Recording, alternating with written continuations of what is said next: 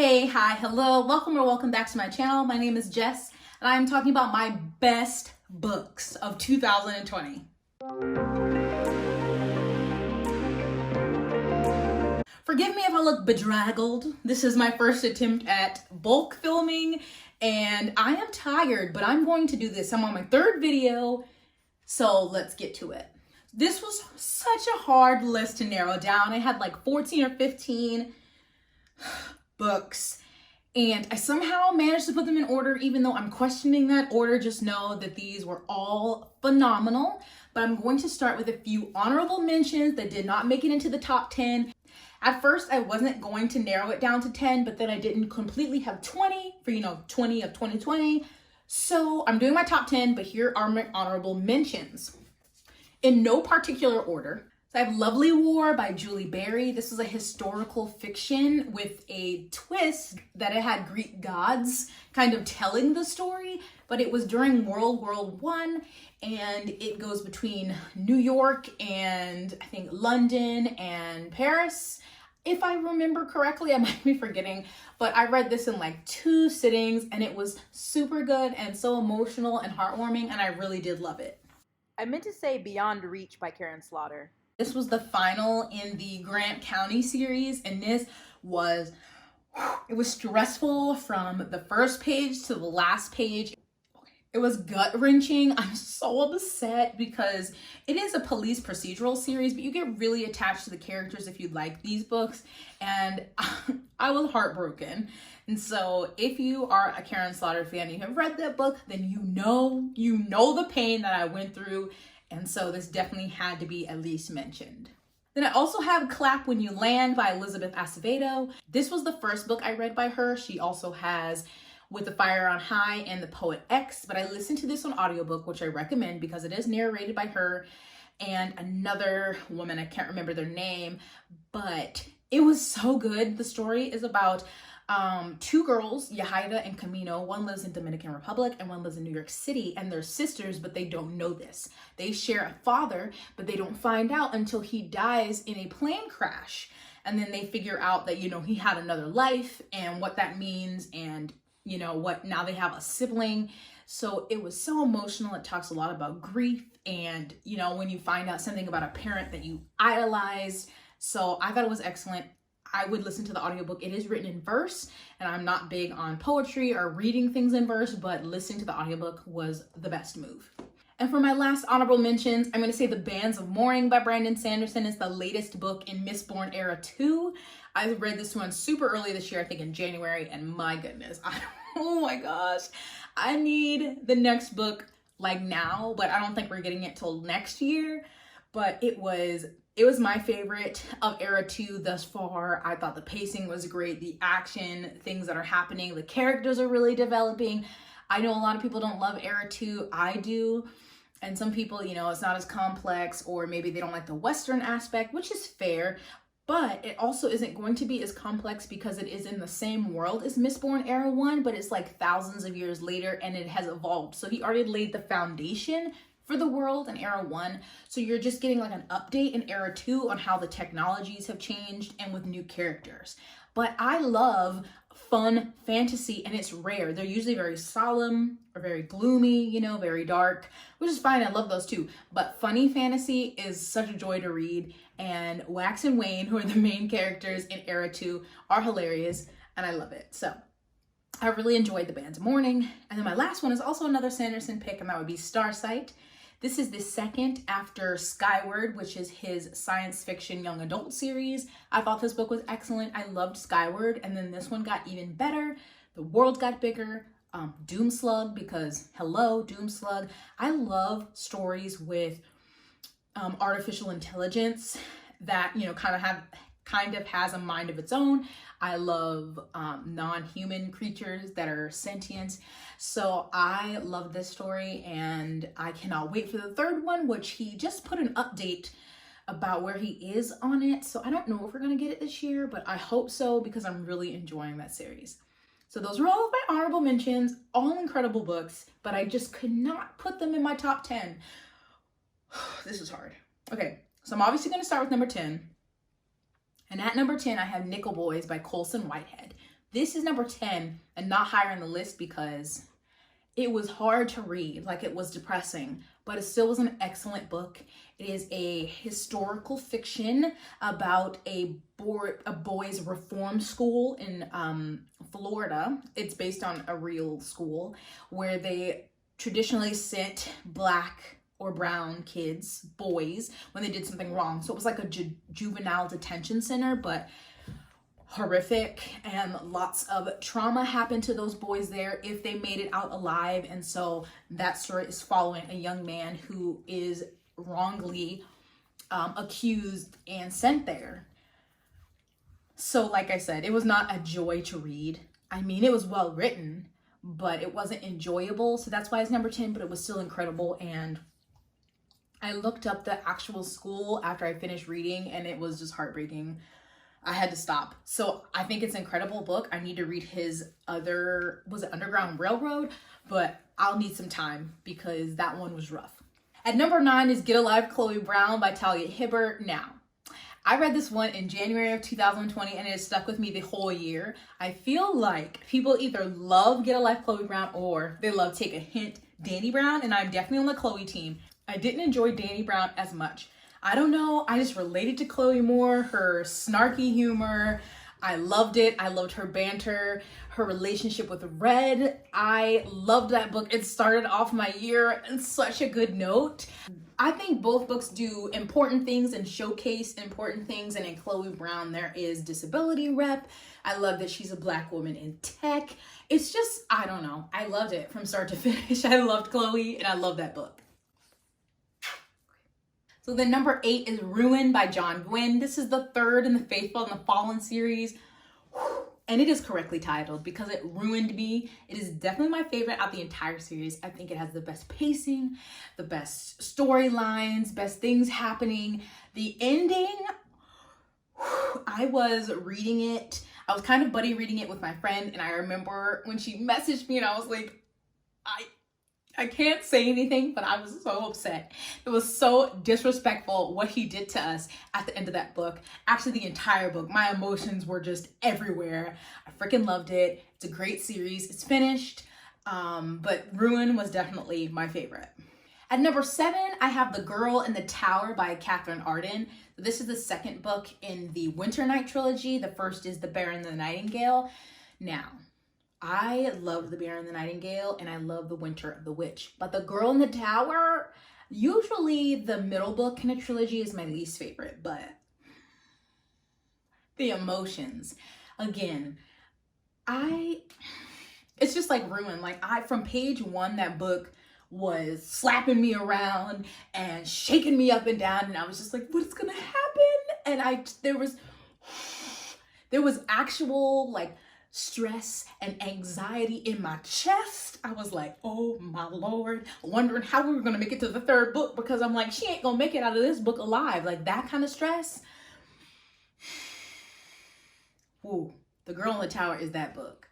It was amazing. I can't tell you much because it's the second one, but the Winter Night trilogy is following Vasya, and it is Russian inspired, and it talks about a lot about like their mythology and folklore. And she is definitely one of those, I don't want to be married, I want to be free and, you know, just live out my life. She loves to be in the forest and be oot and a boot. But, oh my God, The Girl in the Tower. I can't say much besides that book had me shook. Oh, that rhymed. It was excellent. At number 6, I have The Poppy War by R.F. Kuang. Incredible. So I still have yet to finish the trilogy. I am going to finish it relatively soon because I'm re-listening to The Poppy War right now, and then I'm going to read The Dragon Republic. But The Poppy War is a historical fantasy that is based on the Lotus Wars in China. And oh yeah, they're definitely a grimdark fantasy just because of what happened historically. And I love Rin as a main character because she has to work hard for everything. Nothing was given to her. She just didn't magically have some ability. Like she's had to work and train and study. And I love that. and I expect that I'm going to love the next two books. I'm really excited. I loved the first half of the Poppy War, especially because it was set at a magical school, which I love. Then the second half is actually them going off to war, so it definitely gets very brutal. Please check trigger warnings for the Poppy War, but I loved it and I cannot wait to continue. Oh my God, top five. This is so hard. Okay.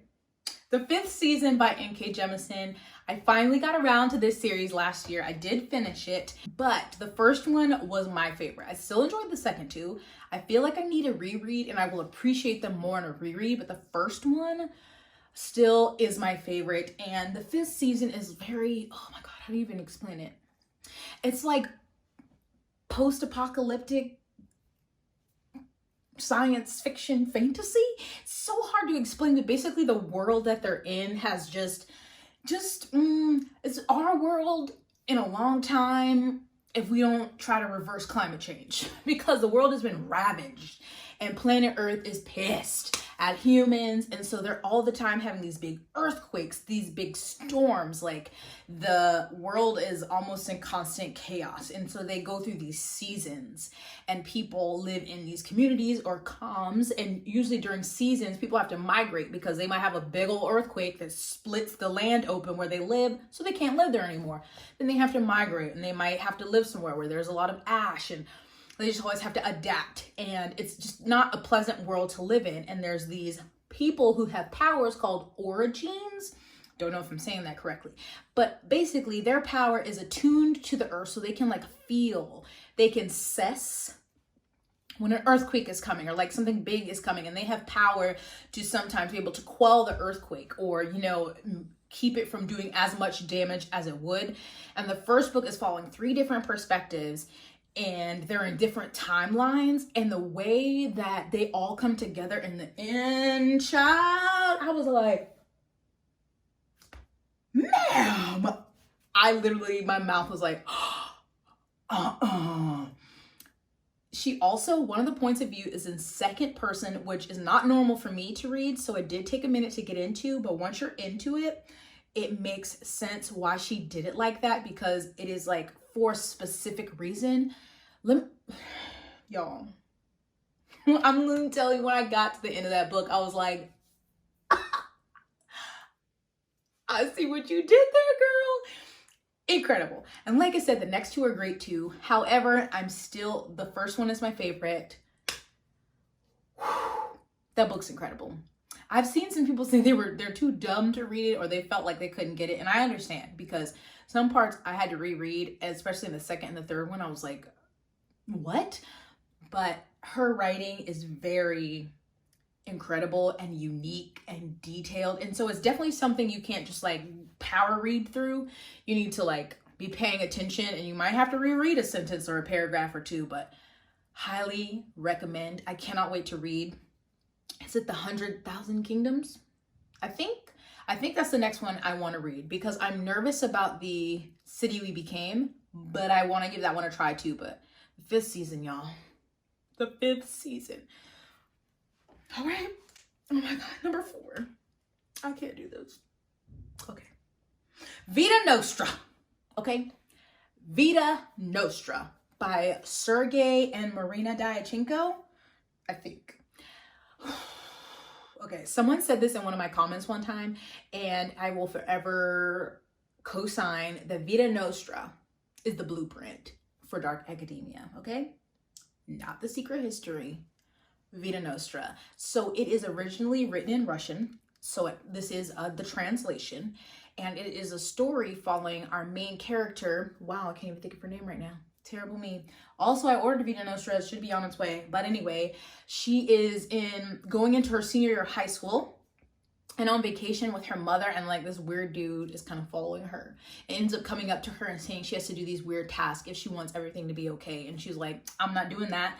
Something bad happens to someone her mother is talking to, like a possible boyfriend. So she's like, oh shoot. So he's like, I told you, you need to do these things or bad things are going to happen. So she starts to do these tasks that he's telling her to do. And she's after every task, she like throws up these gold coins and he's like, just hold on to those. So then she goes through her normal year of high school. She's applying to her universities and colleges. And he's like, oh no, you're not going there. You're going to this school. And she's like, excuse me, I'm gonna tell my mama, I'm going to this school. He's like, no, you're going here. You need those gold coins, those are with you. So she has to figure it out, how to tell her mom that that's not where she's going anymore. She's going here to this random school no one's ever heard of in this random place. And she goes there and it is wild, okay? It's a lot of like metaphysics in this story, and I loved the school is messed up, okay? All these kids went here not necessarily because they chose to, because you know they were chosen. And the coursework they're doing, some of it's normal courses, and then some of it's like the metaphysics where they're like having to try and imagine these things or go to these places mentally, and it is just bonkers. I don't know how else to explain it, but if you're not doing well, I mean, there's some dark consequences. You know, he told you on the outside before you even came, like, if you don't do these tasks, such and such is going to happen to your family members. But in the school, you're still not exempt from that. You playing around, okay, we still know who your family is. We still know this, and we can harm them. We can harm you. Dark and academic. Dark academia. I love, oh my God.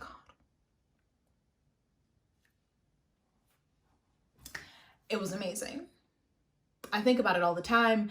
My only criticism is that the second two have not been translated to English.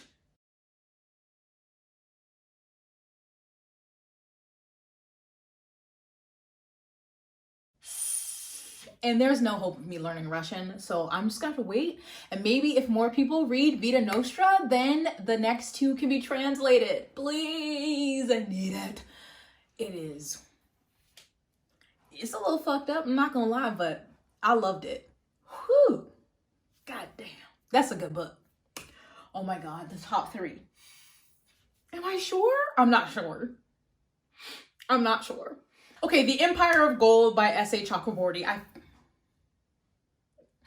The top 3, I'm just feeling very conflicted, okay? Okay, The Empire of Gold by S.A. Chakraborty is the final book in the David trilogy.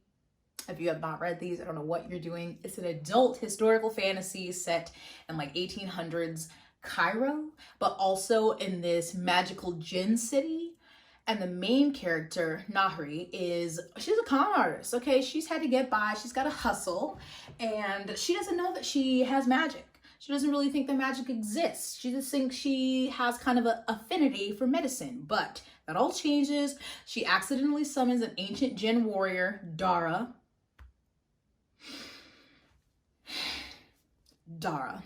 and they have to go on this quest to the djinn city for various reasons, and chaos, shenanigans, adventures ensue. There are magical creatures and all these different kinds of djinn, and there's political intrigue, and there's a romance, just a little bit, which is fine by me because sometimes to me it overwhelms the story, but it's the characters in this series, okay? They may start one way in City of Brass, but by the time they get to Empire of Gold, honey, the growth, the complexity, the layers, every book in this trilogy is 5 stars for me. I am very picky with endings, and usually I am not satisfied with endings of books, hell, and television. But Empire of Gold, even if I wish such and such would have ended this way, it makes sense why she did it. She didn't wrap it up in this perfect little bow. She broke my heart, but I know why. Oh my God. I'm just telling you. City of Brass is incredible, and Empire of Gold is incredible, and the Kingdom of Copper is incredible, and I'm just telling you that. The characters you meet in City of Brass, okay, they're not the same as in Empire of Gold, and that's not negative. It's because they grow. They develop, child. They go through it. And I loved it. It's perfect. And that's why I'm like, damn, only number 3? I don't know. Just they're interchangeable, okay? The top 3 are interchangeable. So number 2 is Ring Shout. Ring Shout by P. Djeli Clark. I read this the end of December, so I'm glad I waited. It is a horror novella. It is short. It's to the point. It is gripping. It is incredible what he squeezed in these little pages. I think it's under 200 pages. And it is historical during the 1920s in Georgia. And there are 3 Black women monster hunters. And of course, the KKK is alive and thriving. But there's also Ku Kluxes, who are actually like monsters, but at first appearance, they look just like normal KKK members. But if you have the sight, you can see that they're monsters, and they call those Ku Kluxes. And it, from page 1, okay? Page 1, this was masterful. And the amount of story and development, plot, perfection that he put in these 150 pages is phenomenal. Okay, phenomenal. And so now I'm going to read every single thing that he writes because Ring Shout was perfection. Yeah, number 2, or they're interchangeable. So number 1, God. Y'all should know what book this is, but it's The House in the Cerulean Sea by T.J. Klune. I mean, if you didn't guess that, have you been paying attention? The House in the Cerulean Sea. It's the only book I read twice in 2020. I heard about it from 2 of my friends, and I was like, I hadn't heard about it. They were just telling me about it.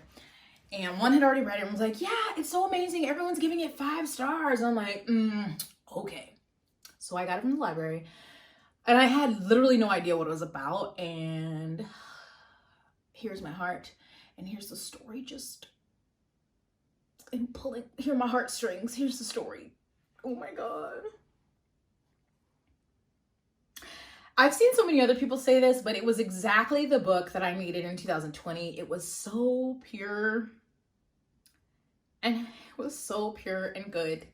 And then I listened to the audio for the reread, and I was just sitting in my car crying. I was trying to get on base, and I'm like, while I'm handing my ID to the guard. The House in the Cerulean Sea follows Linus, who's like a social worker. But in this world, there are orphanages for kids with magical powers. And so his job is to go to these orphanages to make sure, you know, they're being treated well, they're not dangers to themselves or the kids around them or whatever. And he writes up a report and gives it back to his job. It's a very, you know, he sits at a desk, he lives a very mundane life. No one in the office really likes him. He has a cranky old neighbor. It's always raining, you know, just... He's always dreaming of maybe one day he'll be able to go to the beach to see the sea. And he gets tasked with going to this house, this orphanage, because they're like, we have some special cases there. We want you to look into both the person who runs the orphanage and the children, because we've got some special cases there. They give him the files, like, you need to look over these before you go. And he's like, no, it's fine. So he goes out there, which is this house by the sea. And he's like, I finally made it to the beach, but he's there for work. And he meets these kids, and the runner, I keep saying the runner, the owner, the proprietor. What do you call the person in the top charge of an orphanage? And the man in charge, Arthur. And then it goes from there, and you meet all of these kids, and the story is just really about, you know, acceptance and found family and love, and that you could be different, but you're still as amazing as someone else who's normal. And there's a queer love story, and they go on adventures, and there's one, his name is Chauncey, and he wants to be a bellhop. I have never in my life I was like, I want to make your dreams come true. And then there's one who loves buttons. And then there's Lucy, who is a boy. His name is Lucifer, okay? But oh my God. I can't tell you anymore because you need to read it. All of the children are precious, small beans, okay? It just like, it's what you need. I think everyone should read it. I still think about it all the time. I want like a big piece of artwork with like all of them, so I could just be like, hi Chauncey, hi Lucy, like. And there's one who's, I think she's a gnome. I love that book so much. I had never heard of TJ Klune before this, and I'm ashamed, and now I want to read his backlist. Also, his new book coming out this fall. And so everything about that book was perfect to me. And so those are my favorite books of 2020. And again, the numbering is really difficult. Honestly, I can move those numbers around depending on the day, especially the top 3. But I had such a great reading year last year, and it was hard to kind of even just put it down to those that I did honorable mentions in the top 10 because so many were so good. But I wanted to highlight those. I hope 2021 is just as great of a reading year. And I hope that you had a good reading year. So tell me the best book you read in 2020. And do you have any predictions of a book that'll be your favorite this year? Let me know down in the comments. But thank you so much for watching. Please give this a thumbs up. Please subscribe. Check out my description box for information and for links. And I'll see you in my next one. Bye.